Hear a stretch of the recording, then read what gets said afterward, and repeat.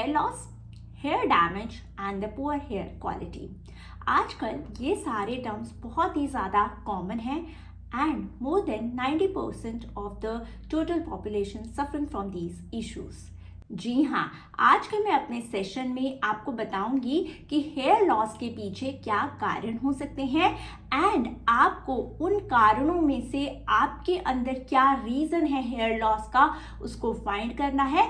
And आखिर में मैं आपको कुछ ऐसे फूड आइटम्स एंड डाइट बताऊंगी जो आपको फॉलो करनी है सो दैट जो भी कारण था जिसकी वजह से हेयर लॉस हो रहा था उसके अकॉर्डिंग अगर आपने डाइट लेना या फिर वो फूड आइटम्स को ऐड कर लिया अपने डेली रूटीन में तो आप काफ़ी हद तक हेयर लॉस की इशू को कंट्रोल कर सकते हैं। मेरा नाम है डॉक्टर सोनल भटनागर एंड स्वागत है आप सबका मेरे यूट्यूब चैनल पे डॉक्टर सोनल हेल्थ रिवाइवल। तो चलिए डिटेल में बात करते हैं इसी के बारे में।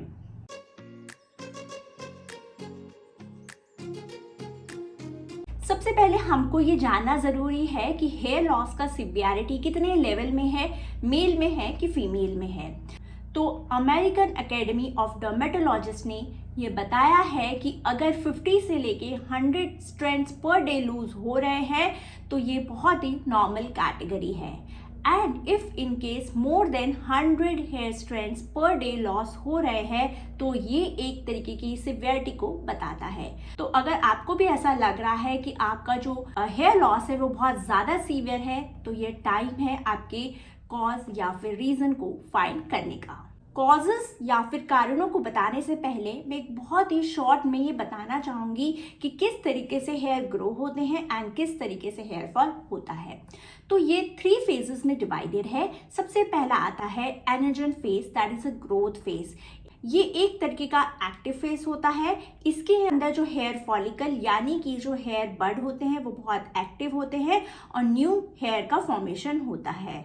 एंड ये जो पर्टिकुलर फेज है पर हेयर स्ट्रैंड के लिए 2 to 7 ईयर्स तक लास्ट करता है एंड इसमें माना जाता है कि पर मंथ में 1/2 इंच ऑफ हेयर ग्रोथ होता है। Then comes the catagen phase, that is a transitional phase.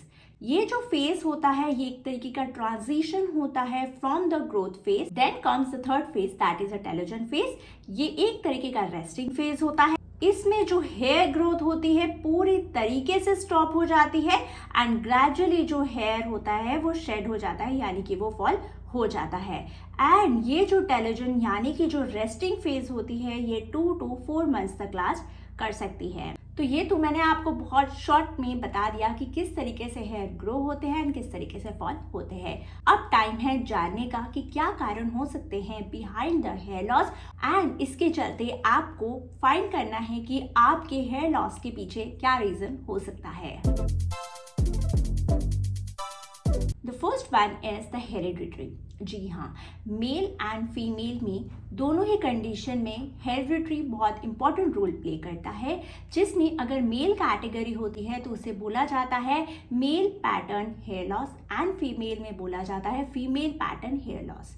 अगर मेल की एक्सक्लूसिवली बात करें तो जो उनका हेयर लॉस पैटर्न होता है वो स्टार्ट होता है from the front line and धीरे धीरे करके वो पीछे स्प्रेड होता जाता है। जबकि फीमेल की बात करें तो उनके केस में जो एंटीरियर या फिर सामने की जो हेयर लाइन होती है वो इंटैक्ट होती है, जबकि फीमेल में जो पार्टीशन होता है वो धीरे धीरे वाइड होता जाता है और इस तरीके की वाइडनिंग एक तरीके का साइन है बाल्डनेस का। Second one and the most important one is the nutritional deficiency. जी हाँ, ऐसे कुछ न्यूट्रिशन हैं जिनकी डिफिशियंसी डायरेक्टली रिलेट करती है हेयर लॉस के, जिसके एग्जाम्पल हो सकते हैं vitamin B12, vitamin D3, iron, zinc, biotin, serum ferritin etcetera.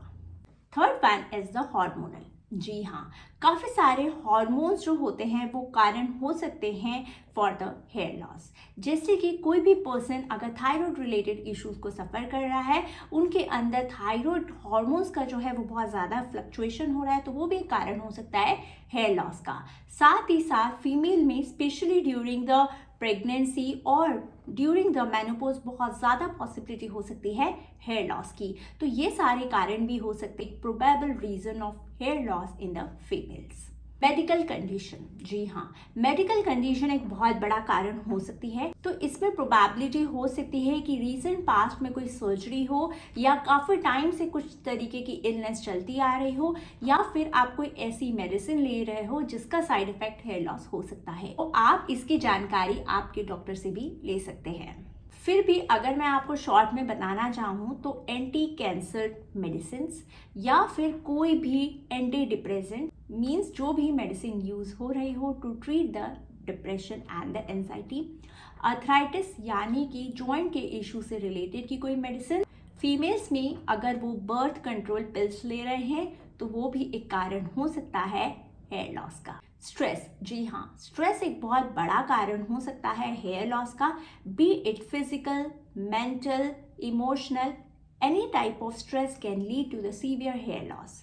Physical की अगर मैं बात करूं तो ऐसा हो सकता है कि रीसेंट पास्ट में हेवी फीवर हुआ हो, कुछ ब्लड लॉस हुआ हो, तो वो एक कारण हो सकता है एक्सेस हेयर फॉल का। साथ में इमोशनल एंड मेंटल स्ट्रेस भी एक बहुत बड़ा कारण हो सकता है हेयर लॉस का। Then comes the digestion process, जी हाँ, एक अच्छे मेटाबॉलिज्म के लिए डाइजेस्टिव फंक्शन अच्छी तरीके से होने बहुत ज़्यादा ज़रूरी है, क्योंकि अगर आप बहुत अच्छी डाइट ले रहे हैं full of minerals, vitamins and nutrients, but वो आपके डाइजेस्टिव ट्रैक्ट में अगर अच्छे से एब्जॉर्ब नहीं हो पा रहे हैं तो वो भी एक कारण हो सकता है डिफिशिएंसी का। अगर आप बहुत लंबे समय से कुछ डाइजेस्टिव इशू को फेस कर रहे हैं तो आपको आपके डॉक्टर से ज़रूर कंसल्ट करना चाहिए, क्योंकि अगर डाइजेशन प्रोसेस अच्छे से नहीं होगी, न्यूट्रिएंट, विटामिन एंड मिनरल्स अच्छे से एब्जॉर्ब नहीं होंगे, तो वो अच्छी डाइट को कंज्यूम करने का कोई भी फायदा नहीं होता है। इसलिए अगर आप कोई भी digestive issues like acidity, blotting, gastric issues को फेस कर रहे हैं तो आपको डेफिनेटली आपके डॉक्टर को कंसल्ट करना चाहिए। Then in last comes the hair styling tools, जी हाँ, अगर आप आपके हेयर को एक्सेसिव हीट देते हैं तो वो भी एक कारण हो सकता है हेयर स्ट्रैंड के डैमेज होने के लिए and further hair loss create करने के लिए। साथ में मैं आपको एक ऐसी मेडिकल कंडीशन बताना चाहती हूँ, जब भी कभी आप आपके हेयर स्पेशलिस्ट या फिर आपके ट्राइकोलॉजिस्ट यानी कि जो हेयर के डॉक्टर होते हैं उनके पास आप जाएंगे तो वो आपसे टेलोजन एफ्लुवियम यानी कि सीवियर हेयर लॉस की हिस्ट्री लेंगे। अब इसमें ये क्वेश्चन आएगा कि जो हेयर लॉस है वो स्टार्ट होने के कुछ टाइम पहले कुछ मेजर स्ट्रेस या फिर मेजर इलनेस को वो पर्टिकुलर पर्सन ने फेस किया था, तो टेलोजन एफ्लुवियम यानी कि सडन सीवियर हेयर लॉस भी एक कारण हो सकता है। सबसे पहले मैंने आपको बताया कि न्यूट्रिशनल की डिफिशिएंसी हो सकती है, तो आपकी जो रिपोर्ट है उसमें आपने ये तो फाइंड कर पाए होंगे कि vitamin B12, vitamin D, iron किस न्यूट्रिएंट की डिफिशिएंसी है, उसके अकॉर्डिंग आपको उस पर्टिकुलर कैटेगरी के फूड प्रोडक्ट्स को ऐड करना चाहिए। अगर आप थोड़ा फास्टर वे में चाहते हैं तो आप सप्लीमेंट्स भी ऐड कर सकते हैं आपके डाइट में। Minerals like zinc, iodine and selenium, ये बहुत ही इंपॉर्टेंट मिनरल्स हैं एंड ये हेल्प करते हैं इन बैलेंसिंग द हार्मोन्स, तो इनकी डिफिशिएंसी भी एक कारण हो सकती है हेयर लॉस का। तो आपको ये भी फाइंड आउट करना है एंड उसके अकॉर्डिंग आपको अपने डाइट में उसे ऐड करना है। इसके एग्जाम्पल हो सकते हैं different type of seeds like pumpkin seeds, C salt जो आयोडीन का बहुत अच्छा सोर्स है, तो इसको आप ऐड करके हेयर लॉस के इशू से बच सकते हैं। तो हम सबको ये पता है कि जो हमारी हेयर का स्ट्रैंड होता है वो प्रोटीन से बना होता है जिसे हम केराटिन बोलते हैं।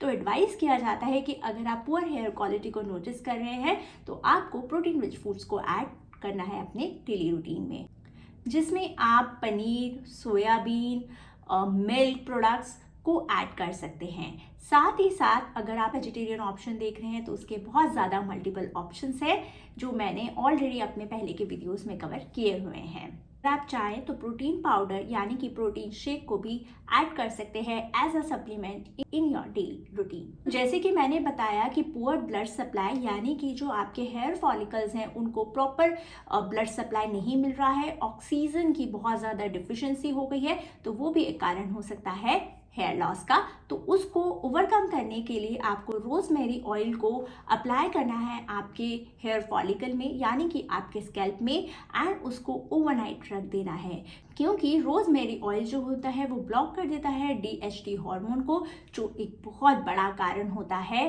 हेयर लॉस का। साथ में आपको ये ध्यान देना है कि जब भी आप हेयर वॉश करते हैं तो जो आपका शावर है उसके अंदर एक तरीके का फिल्टर लगा हो, जिससे जो फ्लोराइड है वो कम से कम आपके हेयर स्टैंड पर आए, जो फर्दर कंट्रोल कर सकता है हेयर लॉस को। आखिरी में मैं आपको एक ऐसा मेडिसिन बताने जा रही हूँ जो FDA ने अप्रूव की है। आप इसे ओरली भी कंज्यूम कर सकते हैं एंड डायरेक्टली आपके स्कैल्प पे भी अप्लाई कर सकते हैं। तो आप मिनॉक्सिडिल 1% को अप्लाई कर सकते हैं। तो अगर आपका बाइल्डनेस जो है वो फ्रंट लाइन पे ही है तो आप 2% ट्वाइस डेली अप्लाई कर सकते हैं।